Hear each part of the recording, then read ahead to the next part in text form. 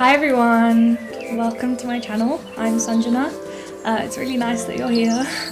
Today's video I'm doing 3 thrift flips and I really hope you enjoy it. So let's get started.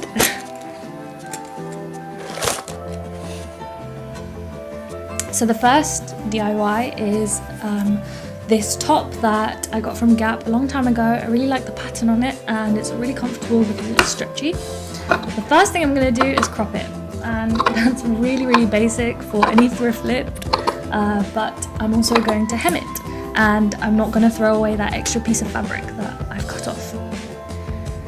So the way I've hemmed this top is I folded it over twice instead of just once, and this is just so that it's reinforced and it's more, it lays much nicer on the body.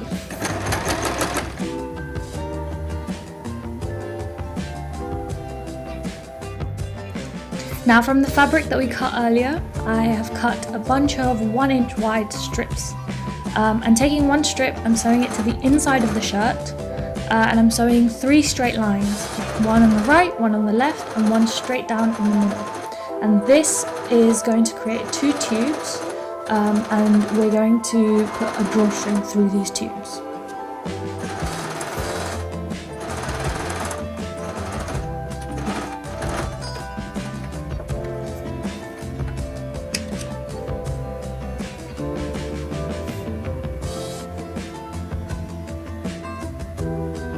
Now from the 1 inch strips that I cut earlier, I took the longest piece and I just pulled it so that it would stretch and fold over to each other and make a long strip. But if you have non-stretchy fabric, I suggest that you just fold in the edges and sew close to the edge so that you create straps. But I was just able to pull it, and I also cut the edges so that it's really nice and clean. I then put a safety pin around one end and then I threaded it all the way through the 2 tubes. I left the top of the tubes open instead of sewing it down, just because in case I want to change the drawstring maybe to a different colour, who knows. But this DIY took me about 15 minutes, so I really recommend you do it.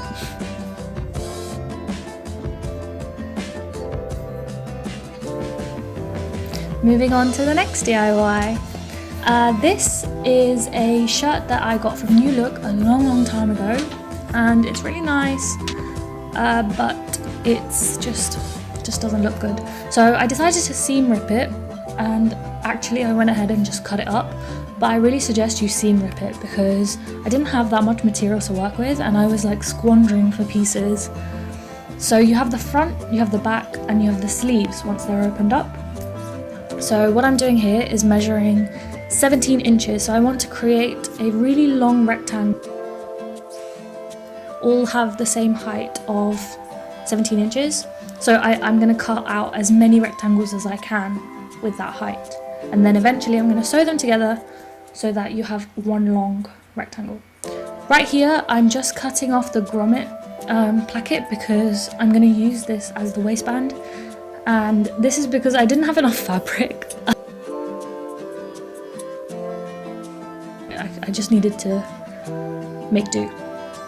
An alternative would be to create a waistband from the fabric and then have it tie. So here I am just laying out the rectangles, and then I'm gonna put them right sides together and then sew them under my machine.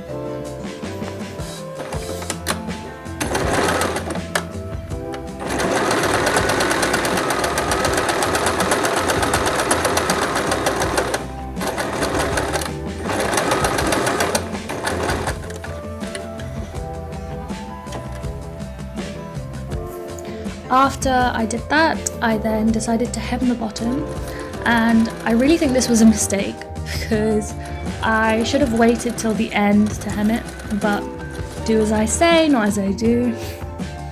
I also should have hemmed the top so that it's more clean on the inside, but I also didn't do that.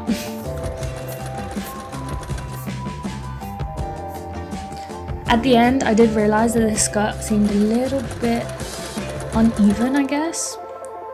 And yeah, so I recommend that you just hem it at the end. So then the next step is to create a bunch of pleats at the back of the skirt. So you want the front of the skirt to overlap, so right goes over the left and it will connect like that. So the back will all be pleated, and so you want it to go around your waist comfortably. So here is the confusing part. So I took the waistband as the grommets. So the grommet placket that was the one that's inverted, that was the part that was going to be the full waistband. And then I added on some outer grommets to the end of that, which is where they will overlap and then they can connect. A little bit confusing, but this next clip should explain what I mean. So here I have the inverted grommets all along the waistband that go around to the back so that it's comfortable. And then I have the outer grommets just connected on the left side of the skirt, and that way the right side of the skirt can just connect at both of the two parts. Hope that makes sense.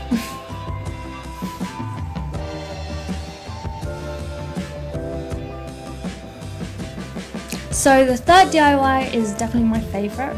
I decided to do a lettuce hem crop top for this because this is a really comfortable cotton top. It's just a little bit unflattering. So the first thing I did was mark where I wanted to crop it, and so for the lettuce hem, I decided to do a bit of practice before I did it on the real thing, and I took a strip.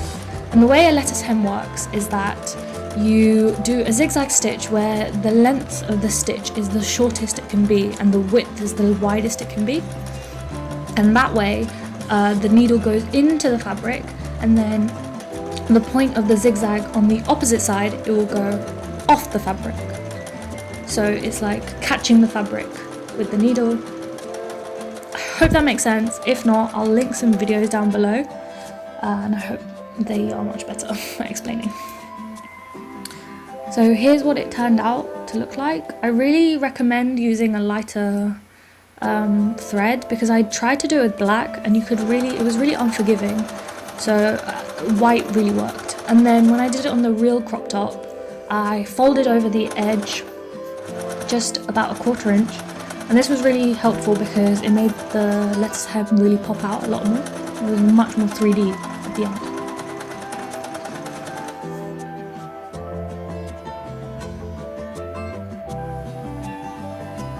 This part took me the longest, even longer than actually sewing the lettuce hem. So I'm actually just cutting that extra fabric. I don't know why it took me this long, but it was really, really hard. Yeah.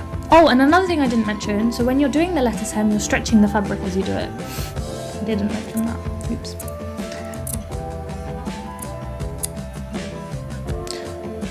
Here's how it turned out.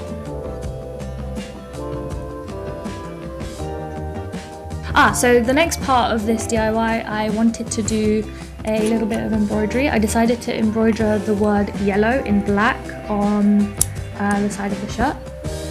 I think this turned out really cute. So I would really recommend, if you're embroidering for the first time, to just use a shorter string so that you're not spending too much time like pulling it out, and really going back to each stitch that you do and pulling it out just a little bit so that it stays a little bit loose, because the tighter it gets, the more distorted the fabric becomes, and that's how it looks unprofessional. So this did take me a long time, and I kept having to go back and figure out my mistakes. It's also really hard to stay on a straight line, so I suggest that you make out what you're going to sew first and then sew over it.